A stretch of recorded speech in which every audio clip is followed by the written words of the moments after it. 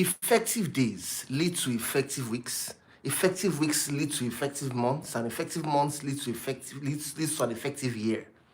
If you're going to meet your sales target as a salesperson, you have to learn how to have an effective sales day. In today's video, I'm going to show you how to structure your day to meet sales targets. My name is Iyore. I've trained thousands of salespeople across several countries: Nigeria, Ghana, USA, UAE, Rwanda. I'm an author of several books and resources on sales, and I'm featured on a lot of media platforms to talk about successful selling. I worked in an organization. I was given a target to sell to 20 high net worth individuals. I was able to bring in 21 high net worth individuals to my organization in a single month. I also participated in a sales competition where I won, and I was sent for the World Cup and all expense paid trip. I moved to another organization where I was able to double my portfolio by over 100% in just 11 months. I'm now the CEO of Ultravantage, and our specialty is in Salesforce management. This means work with sales teams, partnering with the team leads with CEOs to help them optimize results and get sales results faster and in record time. All right, quickly, how do you structure your day to meet sales targets? Structuring your day to meet sales targets. The first thing that must be there, let's first one understand what is the role of a salesperson. The key role of a salesperson is to set appointments and attend meetings. That's the key role. Because if you're not attending meetings, you're not putting yourself in the line of opportunity to meet whatever target or budget that's given onto you.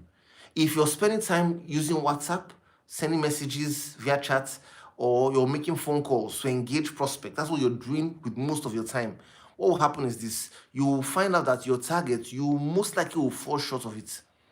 Because a telesales team doesn't need to go out. If you're a telesales person, your target probably will not be like the way your target is right now. But because you're a core salesperson, it is expected that you go out, engage prospects, find opportunities, and close deals for your organization. So the first thing, the major thing I believe is what you require every day is to make sure that you set appointments. You set up what we call a call plan.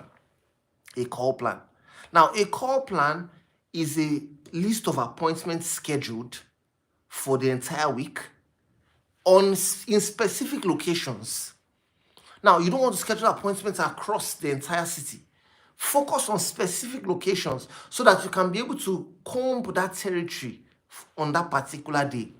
Hopefully that day, even if you don't meet the clients you plan to meet, you can as well see existing clients who are in that same location. You can possibly cold call and find opportunities who are in that location. So every time you go back there, you comb through that location and maximize and get the best from that location. Now, one of the things that can make your call planning effective, especially after you've booked meetings and you're about to execute, right? If you've made calls to set appointments, you're not setting appointments for this week. For example, the beginning of the week right now, you're probably not going to be setting appointments for this week because of several reasons: administration in your company, logistics, whatever. Most times, structure demands that you plan ahead. So you want to set it up in such a way that I'm making calls this week, but I'm booking appointments for next week. Then when you go into the week after, that's next week, you'll be able to have a barrage of appointments for you to attend. Now, when you're going for these appointments, first things first, don't confirm the appointments. Calling a prospect to confirm the appointment is giving them a license to cancel the appointment or to reschedule it. And if you reschedule the appointment, a rescheduled appointment most likely will continue to be a rescheduled appointment. So what do you want to do? You want to just go to the prospect's office. And when you get there, even if he or she is not around, they most likely will feel, oh wow, I apologize. I meant to have, I should have told you I was not going to be around. Okay, when can we have this meeting again? So the next time you go in for the meeting with this prospect, you'll be in the advantage to most likely have them listen to you, have them be more sincere with you, and you can get the best deal when you engage prospects. Now, I know for several reasons, some people say things like, wow, I can't just spend money and go all the way and maybe from the island to the mainland or mainland to the island, and at the end of the day, person is not there. I need to reschedule, I need to confirm the appointments. The reason why you can do that is because we expect that when you set up a call plan, you want to have at least 4 meetings every day. At least 4 meetings every day. If you have at least 4 meetings every day, what that will do for you is the fact that even if the first person is not around, you can cold call, see an existing client, or use the opportunity to go and meet somebody else. You have other appointments to go for, so you can as well go for those other appointments in the next hour or the next few minutes based on how the appointment is scheduled.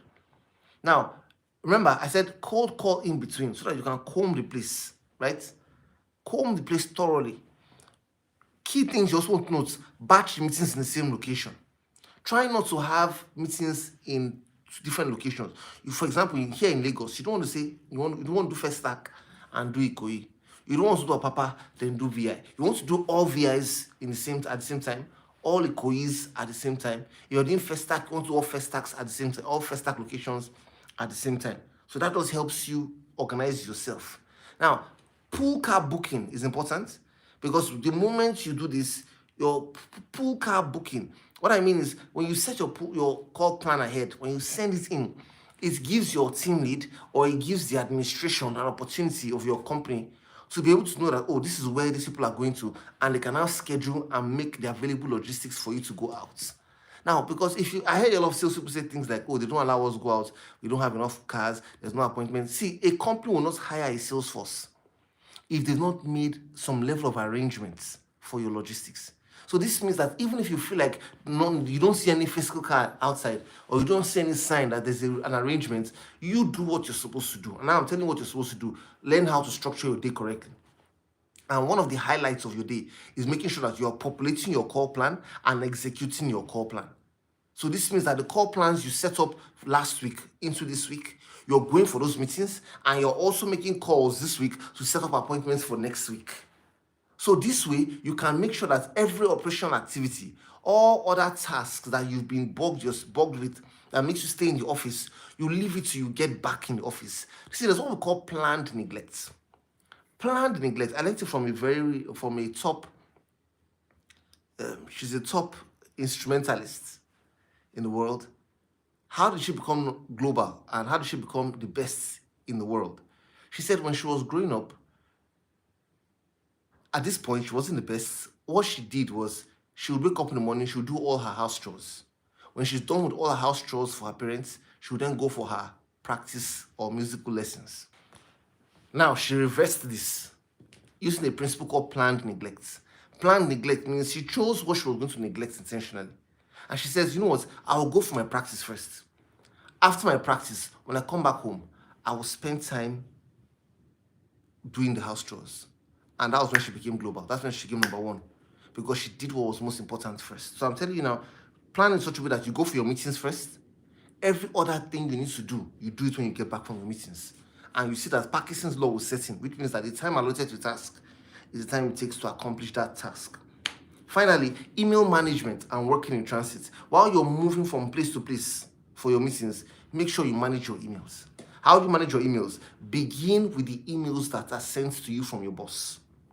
Respond to those emails first. If you respond to emails that are from your boss first, you'll be managing your boss, who is the most important person to you in your organization. Some people say things like the customer is the most important. They don't know that their boss is even more important than the customer. So if you manage your boss properly and he gives you direction and you follow and you execute correctly, your customers will be happy.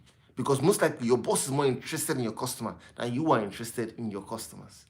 All right, so thank you so much for watching to this video. So as you move around from place to place, do your work there, sleep less in the car, spend more time resting when you get home so that you can be more effective and you can do well as a salesperson. If you haven't watched this next video, please watch this next video. If you haven't subscribed, subscribe here. And I look forward to seeing you in the next video. Thanks so much for watching. I'll talk to you soon.